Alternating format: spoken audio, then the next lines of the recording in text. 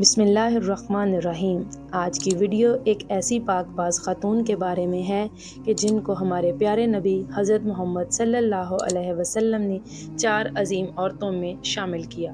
وہ 4 عظیم ہستیاں حضرت خدیجہ سلام اللہ علیہا، حضرت فاطمہ سلام اللہ علیہا، حضرت مریم سلام اللہ علیہا اور حضرت آسیہ سلام اللہ علیہا ہیں۔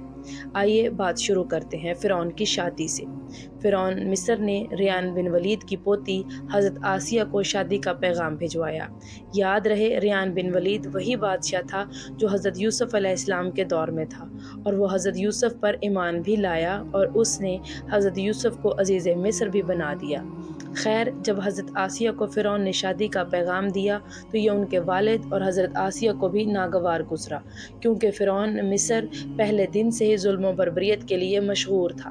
لیکن فرعون نے اپنی بادشاہت کے زور پر جبراً حضرت آسیہ سے شادی کر لی اور دھمکی دی کہ اگر یہ شادی نہیں کریں گی تو آپ کے والدین کو قتل کر دیا جائے گا۔ شادی ہونے کے بعد بھی اللہ پاک نے حضرت آسیہ کو فرعون سے محفوظ رکھا اور وہ آپ پر قادر نہ ہوا۔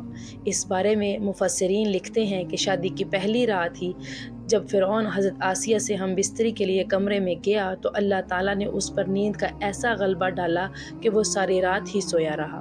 کچھ کتابوں میں لکھا ہے کہ اللہ تعالیٰ نے فرعون کو نامرد کر دیا تھا، جس کی وجہ سے وہ حضرت آسیہ سے صحبت ہی نہ کر سکا، اور بعض نے لکھا ہے کہ فرعون کو ایک ایسی عجیب بیماری تھی کہ طبیبوں نے اس کی ساری عمر صحبت سے منع کر دیا۔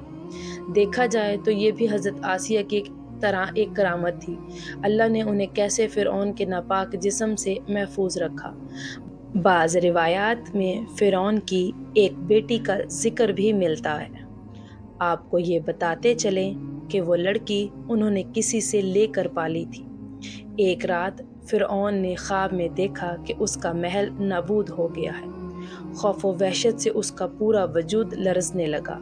اس نے نجومیوں کو بلا کر ان سے اپنے خواب کی تعبیر پوچھی۔ انہوں نے کہا کہ عنقریب بنی اسرائیل کا ایک بچہ تمہارے محل کو نابود کر دے گا۔ اس لیے فرعون نے حکم دیا کہ بنی اسرائیل میں جس کے ہاں بھی لڑکا پیدا ہو اسے فوراً قتل کر دو، لیکن اگر لڑکی پیدا ہو تو اسے قتل نہ کرنا تاکہ اس کی نسل باقی رہے۔ جب حضرت موسیٰ علیہ السلام پیدا ہوئے تو ان کی والدہ نے فرعون کے سپاہیوں کے ڈر سے حضرت موسیٰ علیہ السلام کو ایک صندوق میں رکھ کر دریا میں ڈال دیا۔ دریا سے ایک نہر فرعون کے محل کے پاس سے بہتی تھی۔ یہ صندوق بہتا ہوا اس نہر میں چلا گیا۔ فرعون نے حکم دیا کہ اسے محل میں لا کر کھولا جائے۔ جب صندوق کھولا گیا تو اس سے ایک خوبصورت بچہ نکلا۔ قبطی زبان میں پانی کو مو اور درخت کو سا کہتے ہیں۔ یہ صندوق پانی اور درختوں کے درمیان پایا گیا تھا۔ اسی وجہ سے حضرت بی بی آسیہ رحمۃ اللہ علیہا نے آپ کا نام موسیٰ رکھا۔ حضرت آسیہ نے جب حضرت موسیٰ علیہ السلام کے چہرے پر نور دیکھا تو انہوں نے حضرت موسیٰ علیہ السلام کو اپنا بیٹا بنا لیا اور فرعون سے کہنے لگیں، یہ بچہ میری اور تیری آنکھوں کی ٹھنڈک ہے، اسے قتل نہ کرو۔ لیکن نامرد فرعون کہنے لگا، اسے تم رکھ لو، مجھے اس کی کوئی حاجت نہیں۔ حضرت محمد صلی اللہ علیہ وسلم نے فرمایا کہ اگر آسیہ کی طرح فرعون بھی اس بات کا اقرار کرتا کہ یہ بچہ اس کی آنکھوں کی ٹھنڈک ہے تو ضرور اللہ پاک اسے ہدایت عطا فرما دیتا، جیسے آسیہ کو عطا فرمائی۔ حضرت آسیہ سلام اللہ علیہا کو اللہ پاک نے قرآن پاک میں عورتوں کے لیے نمونہ بھی قرار دیا ہے۔ حضرت آسیہ شادی کے پہلے دن سے ہی فرعون کے ظالمانہ اور کافرانہ اقدامات کے خلاف پہاڑ بن کر کھڑی رہیں۔ حضرت موسیٰ علیہ السلام نے جب اعلان نبوت کیا اور جب محل میں جادوگروں سے مقابلہ کیا تو یہ دیکھ کر حضرت آسیہ حضرت موسیٰ علیہ السلام پر ایمان لے آئیں۔ ایمان لانے کے بعد کافی دنوں تک انہوں نے اس بات کو فرعون سے چھپائے رکھا، لیکن جب فرعون نے خدائی کا دعویٰ کیا اور لوگوں سے خود کو سجدہ کروانے لگا تو پھر حضرت آسیہ علیہ السلام کھل کر میدان میں آ گئی اور فرعون کے اس عمل کی سخت مخالفت کی۔ جیسے ہی فرعون کو پتہ چلا کہ میری بیوی بھی موسیٰ علیہ السلام کہ خدا پر ایمان لا چکی ہے تو اس نے حضرت آسیہ پر بھی ظلم ڈھانا شروع کر دیے۔ روز دن اور رات ان کو مختلف اذیتیں دینے لگا۔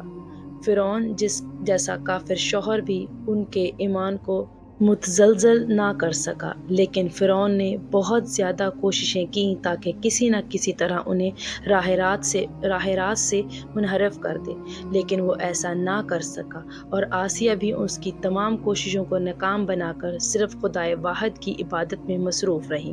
حضرت موسیٰ علیہ السلام کے چاہنے والے فرعون کے سپاہیوں کے ہاتھوں ظلم و ستم کی بھینٹ چڑھ رہے تھے اور انہیں بے دردی کے ساتھ قتل کیا جا رہا تھا، یہاں تک کہ فرعون نے حضرت موسیٰ علیہ السلام پر ایمان لانے والے ایک شخص کو، جسے قرآن کریم نے مومن الفرعون کے نام سے یاد کیا ہے، بڑی ہی بے دردی سے قتل کر دیا، جس کے بعد آسیہ کے صبر کا پیمانہ چھلک اٹھا اور کھلم کھلا فرعون کی مخالفت کرنے لگی۔ فرعون میں غیظ و غضب کی آگ بھڑک اٹھی اور اس نے اپنی زوجہ آسیہ کو بہت ہی دردناک طریقے سے اذیتیں پہنچائیں۔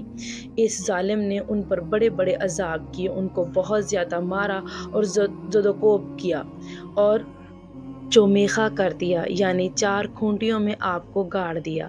حضرت آسیہ رضی اللہ تعالی عنہا کے چاروں ہاتھوں پیروں میں لوہے کی کیلیں ٹھوک کر چاروں کونوں میں اس طرح جکڑ دیا کہ وہ ہل بھی نہیں سکتی تھی، اور بھاری پتھر ان کے سینے پر رکھ کر ان کو ریت پر دھوپ میں لٹا دیا اور پانی بند کر دیا۔ اللہ اکبر!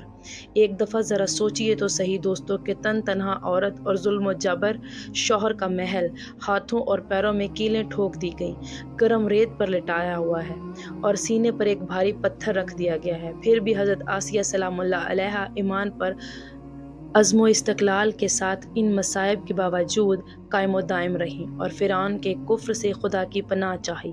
ایک روایت تو یہ ہے کہ فرعون نے حضرت آسیہ کی کھال اتروا دی اور پھر ان پر چٹان کو گرا دیا۔ اللہ اکبر! آپ کا مزار انوار مصر میں ہی واقع ہے۔ تاریخ انسانی میں حضرت آسیہ کا ایمان پر قائم رہنا، ان کا صبر اور عزم و استقلال ایک بہت بڑا درس ہے۔ اس میں کوئی شک نہیں کہ عورت کے اندر اتنی طاقت موجود ہوتی ہے کہ وہ ہر طرح کے ظلم و ستم کے آگے پہاڑ بن سکتی ہے۔